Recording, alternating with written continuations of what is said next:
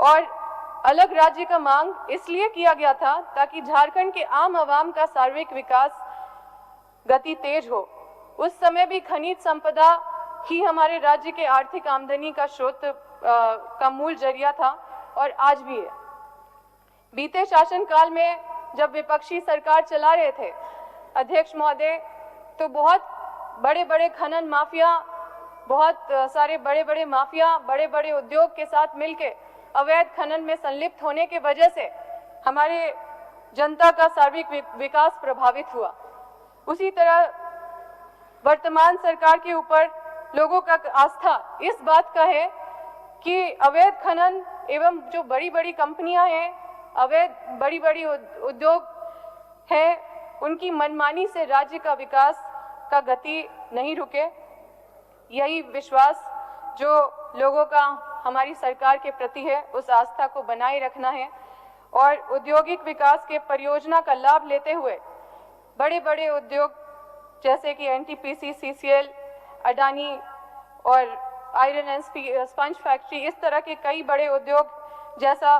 और अन्य उद्योग जनता के विकास के विपरीत काम ना करे, उसके लिए भी हमें सतर्क होना होगा। माननीय अध्यक्ष महोदय, मैं आपके माध्यम से यह संदेश देना चाहती हूं सदन के माध्यम से कि जिस तरह से ideal metal, ideal liquid, ideal gas वास्तविक में नहीं होते, उसी तरह से हर बजट प्लानिंग आइडल नहीं हो सकता। उसमें खामियां भी रहेगी, खूबियां भी रहेगी। खूबियों का तारीफ हम सुनते हैं और अगर खामियों को दरकिनार कर देंगे तो हम कभी विकासशील नहीं हो पाएंगे। हम अपनी कमियों से सीखते हैं और हमारी कमियां हमें सिखाती है कि हम स्वयं को कैसे और सुधारेंगे। आज से एक साल बाद का आर्थिक सर्वेक्षण बताएगा कि आज हम कितने सही थे और कितने गलत। अध्यक्ष महोदय, सदन में इस भाषण के दौरान मुझसे बोले गए बातों का कई सदस्य सहमत ना भी हो, लेकिन आने वाला वक्त बताएगा कि मैं सही हूं या गलत। धन्यवाद। माननीय सदस्य डॉक्टर लंबोदर महतो बोल। साथ में आने वाले आदिवासी महापर्व सरहुल,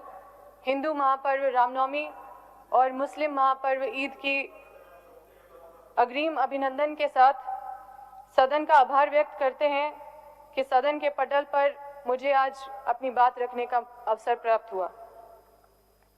अध्यक्ष महोदय, झारखंड सरकार के वित्तीय वर्ष 23-24 बजट प्रस्ताव को पूर्ण समर्थन देते हुए बजट प्रस्ताव में प्रस्तावित विषयों एवं कार्य योजनाओं पर अपनी बात रखूंगी। अध्यक्ष महोदय, मैं बड़कागांव विधानसभा क्षेत्र का प्रतिनिधित्व करते हुए मैं आपका ध्यान आकर्षण करना चाहती हूं कि झारखंड राज्य औद्योगिकरण के मामले में झारखंड राज्य भारत का अग्रणी राज्य बनता जा रहा है, जहां प्राथमिक या प्रधान उद्योग के रूप में खनिज अन्वेषण यानी कि माइनिंग रिसर्च, इस्पात, प्लास्टिक, रसायन, बिजली, सीमेंट, धातु विज्ञान, वस्त्र शिल्प आदि विशेष रूप से चिन्हित उद्योगों में मानी जाती है। साथ साथ रेशम उत्पादन, हथकरघा, हस्तकला आदि उद्योग तथा मौजूदा ग्रामीण व कुटीर उद्योग भी झारखंड प्रदेश तथा देश विदेश में काफी मान्यता प्राप्त कर चुकी है। अध्यक्ष महोदय, देश के कुल महिला स्वामित्व वाले जो संस्थान में जो झारखंड के करीब 3,10,388 हैं, जो हमारे लिए बहुत गर्व का विषय है। उद्योग क्षेत्र में विकसित करने हेतु इस वित्तीय वर्ष के बजट में कई सारे प्रस्तावना लाए गए हैं। अध्यक्ष महोदय, मेरे विधानसभा क्षेत्र में उद्योग के रूप में मुख्यतः खनन, कोयला खदान, विद्युत केंद्र आदि जैसे बहुत सारे बड़े बड़े कंपनियां विकसित हो रहे हैं, उद्योग विकसित हुए हैं, जो मूलतः भारत सरकार के संस्थान हैं और प्राइवेट उद्योग भी हैं। केंद्र सरकार के संस्थान होने के नाते या राज्य या केंद्र के समन्वय के अभाव की वजह से उद्योग विकास से स्थानीय लोगों को काफी परेशानी झेलना पड़ रहा है, काफी चुनौतियों का सामना करना पड़ रहा है। एनटीपीसी द्वारा भू अधिग्रहण मामले में भुक्तभोगी परिवारों को, ये सिर्फ एनटीपीसी की बात नहीं है अध्यक्ष महोदय, एनटीपीसी, सीसीएल और कई प्राइवेट कंपनियां, आयरन एंड स्पंज फैक्ट्री है बरकाकाना हेहल साइड में, कई सारी फैक्ट्रियां कंपनियां हैं जिससे भुक्तभोगी परिवारों को न्याय उचित मुआवजा न देना,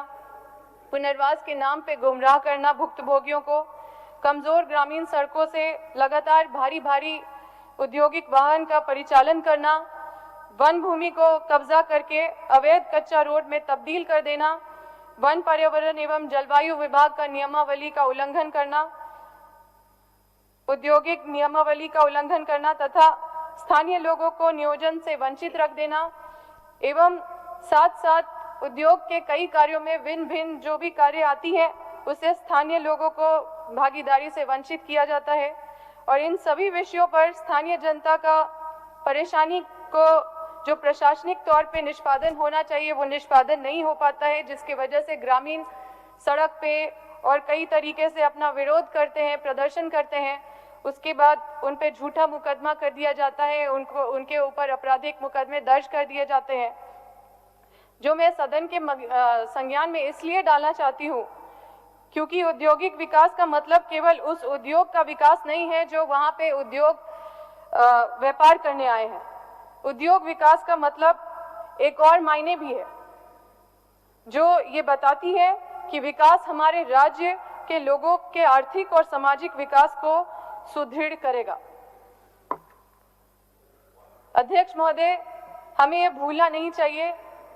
कि हम सदन में हमारे राज्य के लोगों का प्रतिनिधित्व कर रहे हैं और हमारे राज्य के जनता का विकास हमारा एकमात्र लक्ष्य है। औद्योगिक विकास को प्राथमिकता देते देते मानव संसाधन का विकास को भूल जाना एक विकासशील राज्य का लक्ष्य नहीं होता है। हमें यह नहीं भूलना चाहिए कि हमारा राज्य मानव संसाधन के मुद्दे में काफी पीछे है, लेकिन कई चीजों में संपन्न है, जैसे कि खनिज संपदा, वन पर्यावरण, पर्यटन, कला संस्कृति, खेल कूद एवं युवाओं के मामले में हमारा राज्य काफी संपन्न है।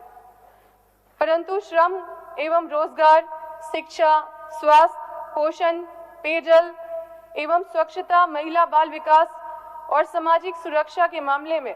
हमारा राज्य देश के कई राज्यों से आज तक पीछे है। औद्योगिक विकास का होना राज्य के आर्थिक समृद्धि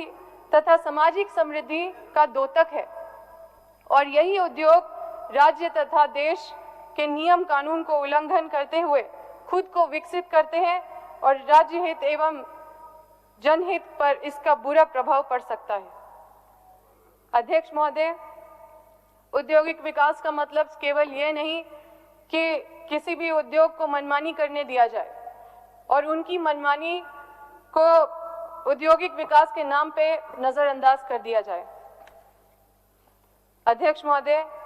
मैं बड़कागांव विधानसभा क्षेत्र से कांग्रेस पार्टी के उम्मीदवार के रूप में चुनाव जीतकर विधायक बनी हूँ, इसलिए ये मेरा उत्तरदायित्व है कि मैं अपने क्षेत्र के पक्ष एवं विपक्ष के मतदाताओं के जनप्रतिनिधि के रूप में अपने क्षेत्र की समस्या जो क्षेत्र के लोग झेल रहे हैं, जो विस्थापित लोग झेल रहे हैं, एनटीपीसी, सीसीएल और अन्य कंपनी जो प्राइवेट कंपनी है उनके द्वारा जो प्रताड़ना उनके कंपनियों के द्वारा जो की जा रही है वो सदन के समक्ष रखूं, जिससे सदन को यह स्पष्ट हो कि इस सत्र के बजट प्रस्तावना में औद्योगिक विकास हेतु जो प्रस्तावना पारित की गई है और जो उद्योगों को प्रोत्साहित की गई है वो जनता के लिए हतोत्साहित न हो, उससे हमारी जनता विश्वास उनका जागे, वो हतोत्साहित ना हो और जनता इन प्रोत्साहित उद्योग एवं उद्योगपतियों से आर्थिक तथा सामाजिक रूप से लाभ मिले और जनता का विकास हो सके। अध्यक्ष महोदय, हमें यह भूलना नहीं चाहिए कि हाल ही के दिन में एनटीपीसी ही एक कंपनी है जो अनलॉफुल तरीके से, अराजक रूप से औद्योगिक विकास हेतु हमारे देश के ऐतिहासिक धरोहर जोशीमठ, जिसको हम सब जानते हैं, जो एक पर्यटक स्थल भी था, वैसे जिले को अब हम लगभग खोने बैठे हैं, जिससे हमें सबको सीख लेना चाहिए कि उद्योग विकास को अराजक तरीके से यदि विकसित होने दिया जाए तो राज्य के जनमानस, परिवेश एवं भौगोलिक संरचना को कितनी हानि पहुंच सकती है। अध्यक्ष महोदय, इस तरह जो भी हानि पहुंचती है उससे निपटना या उसका सामना करना या उसका मुकाबला करने से अच्छा है कि हम बुद्धिमानी से काम लें और अराजक उद्योगों को किसी तरह से राज्य तथा देश के कानून और नीति के तहत उसको नियंत्रण करें, कंट्रोल करें, ताकि जोशीमठ जैसे स्थिति उत्पन्न न हो एवं औद्योगिक विकास के साथ साथ राज्य के जनमानस का भी साथ साथ समानांतर रूप से उनका भी विकास हो सके। अध्यक्ष महोदय, औद्योगिक विकास के मामले में हमारे देश के अलावा यूरोप और अमेरिका के कुछ देशों में हमें औद्योगिक विकास नीतियों पर मंथन और चिंतन करना चाहिए, जहां पे हम पाते हैं कि उन देशों के द्वारा वैसे विभिन्न जो कंपनी है, जो उद्योग हैं, उसे सामाजिक विकास, सड़क निर्माण, ग्रामीण विद्युतीकरण, पेयजल, स्वच्छता, शिक्षा और विभिन्न उनको ऐसी उत्तरदायित्व दी जाती है जिससे देश का विकास तेजी गति से हो सके और राष्ट्र निर्माण में भी इनकी सहभागिता ली जाती है। अध्यक्ष महोदय, हमारे राज्य में पीपीपी पर की गई सारी योजनाओं को प्रस्तावित किया गया है, परंतु इन योजनाओं के अलावे किसी बड़े उद्योग को कोई ऐसी उत्तरदायित्व नहीं दी गई है जिससे आर्थिक, सामाजिक एवं शैक्षणिक विकास पर राज्य भर के विकास कार्य की गति बढ़े। इस तरह की कोई दायित्व बड़े उद्योग को नहीं दी गई है और जो वो अपने जिम्मेदारी या सीएसआर से कई गुमराह करने वाली बातें करते हैं, वो मात्र एक बात हो जाती है, एक जुमला हो जाता है और हम अगर जमीनी हकीकत देखें तो हमें इसकी सच्चाई पता चलती है। माननीय अध्यक्ष महोदय, हमारे राज्य का गठन 15 नवंबर 2000 को हुआ था।